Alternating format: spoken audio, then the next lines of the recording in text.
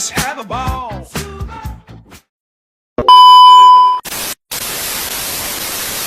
Assalamualaikum warahmatullahi wabarakatuh. Kembali lagi dengan kelompok 4. Kelompok 4 di sini akan menampilkan cara penggunaan stata untuk menganalisis regresi linear sederhana dengan menggunakan stata.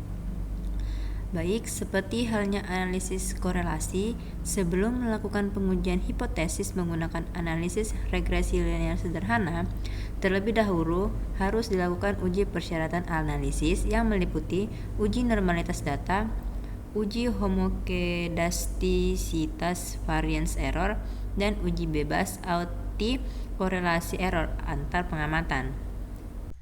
Baik, langsung di sini saja. Pertama itu kita akan menguji normalitas data. Pertama di sini kita menyiapkan data di Microsoft Excel. Kemudian kita mengcopy datanya saja tanpa nama variablesnya. Jadi bisa dikatakan hanya data angkanya ini saja. Kemudian kita klik kanan, terus kita tekan copy. Setelah kita telah mengcopy data tersebut, kita akan memindahkannya ke dalam stata. Oke, kita langsung saja masuk ke dalam stata, kemudian kita klik data editor pada bagian atas ini. Setelah kita mengklik data editor, kita akan mempaste data di kolom pertama dan baris pertama. Kita klik kanan, kemudian kita bisa menekan paste atau kita bisa menekan Ctrl V. Oke, nanti akan muncul angka di samping kiri begini. Baik, kemudian kita bisa melihat pada bagian kanan ini terdapat name dan label. Pada var1 ini kita akan mengganti namanya menjadi X. Kita bisa klik var1, kemudian kita bisa klik nama var1, kita ganti menjadi X. Kemudian labelnya kita bisa beri nama yaitu instrumen tes tulis.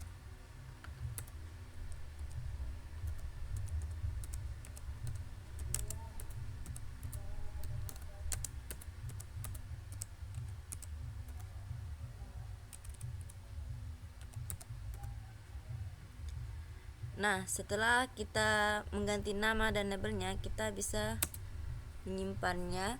Kemudian pada var2 nya ini kita akan ubah menjadi nama yaitu Y, dan untuk nama label var Y nya ini kita bisa tulis yaitu tes lisan kemampuan matematika siswa.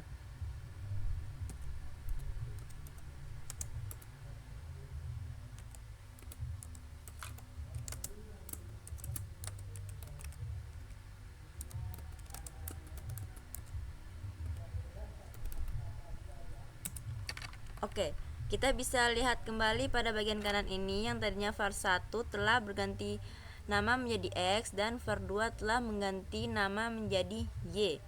Setelah itu kita bisa kembali pada halaman utama stata. Selanjutnya lakukan pemodelan awal analisis regresi linear. Pertama kita bisa mengklik yaitu pada bagian atas yaitu statistik.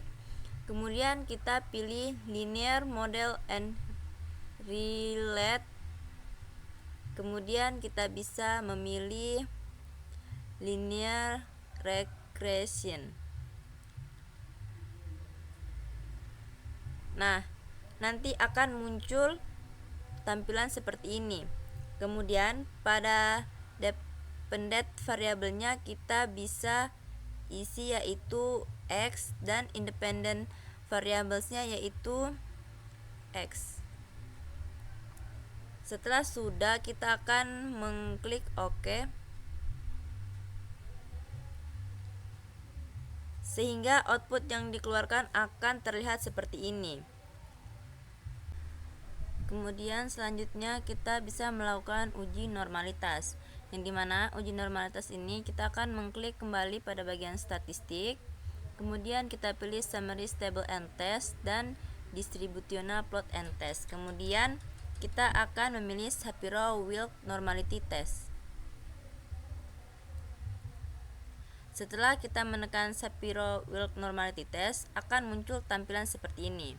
Kemudian kita akan memasukkan pada bagian variabel, yaitu variabel X. Kita bisa klik, dan variabel Y.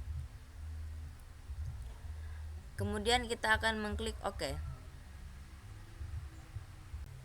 Di sini kita perhatikan pada bagian nilai signya.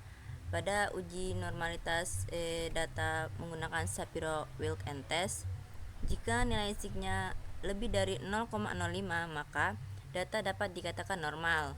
Tetapi jika nilai signya kurang dari 0,05, data dikatakan tidak dapat mengikuti distribusi normal, sehingga analisis regresi linear ini tidak dapat dilanjutkan. Dalam kasus ini, nilai sig pada uji normalitas data menggunakan Shapiro-Wilk and test untuk data X pada instrumen tes tulis dan data Y untuk tes lisan kemampuan matematis siswa, yaitu melebihi dari 0,05 atau lebih besar dari 0,05, sehingga menurut uji Shapiro-Wilk, data X dan data Y dapat dikatakan mengikuti distribusi normal dan memenuhi salah satu syarat untuk bisa menggunakan analisis regresi linear sederhana ini. Selanjutnya kita akan melakukan uji homokedasitas variance error.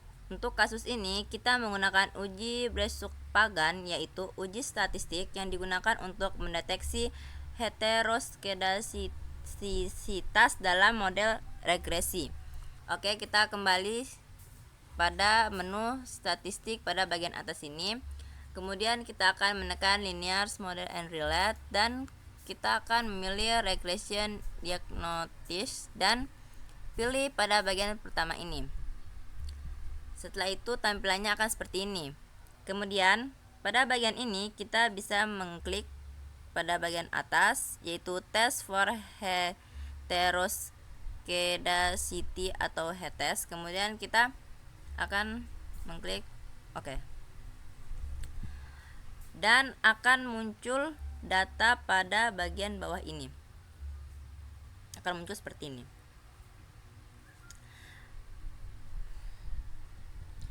Berdasarkan hasil uji Bressuk-Pagan, dapat disimpulkan bahwa terjadi pelanggaran asumsi homokedasitas atau terjadi kasus heterokedasitas. Hal ini dapat dilihat dari nilai probability-nya, yaitu sebesar 0,007 atau kurang dari 0,05. Kemudian untuk uji stata berikutnya ada uji bebas autokorelasi antar error pengamatan. Baik, di sini sebelum kita masuk pada uji bebas autokorelasi, sebelumnya kita harus melakukan uji autokorelasi. Nah, di sini sebelum kita memasuki tahap menguji autokorelasi, terlebih dahulu kita membuat sinteks data kuartal atau data bulanan. Nah, ini adalah data kuartal yang telah kita siapkan. Tampilan data kuartalnya seperti ini. Kemudian langkah selanjutnya yaitu pada data bulanan, kita akan mengcopy data bulanan tersebut. Kemudian kita klik kanan dan tekan copy. Setelah mengcopy, kita kembali pada halaman stata. Nah, setelah kita kembali pada halaman stata, di sini pada bagian bawah ini tertulis command. Kita tekan kanan, lalu kita paste dan enter. Nanti akan muncul tampilan seperti ini. Kemudian di sini untuk menguji autokorelasinya, lakukan kembali analisis regresi dengan cara mengklik menu pada bagian statistik, kemudian tekan linear, pilih regression dan specification test. Setelah itu pada reports and statistik kita scroll sampai ke bawah, dan pilih pada bagian menu yaitu Dubin Watson The Statistic. Kita tekan dan kita klik OK. Nah, tampilannya akan muncul seperti ini. Nah, pada bagian akhir ini kita bisa menyimpulkan di sini tidak terjadi pelanggaran autokorelasi, atau dengan kata lain data telah memenuhi persyaratan bebas autokorelasi antar error pengamatan, sehingga analisis regresi linear sederhana dapat dilanjutkan. Mungkin itu saja hasil dari cara pengerjaan statistik pada penggunaan Stata. Kurang dan lebihnya mohon dimaafkan. Terima kasih.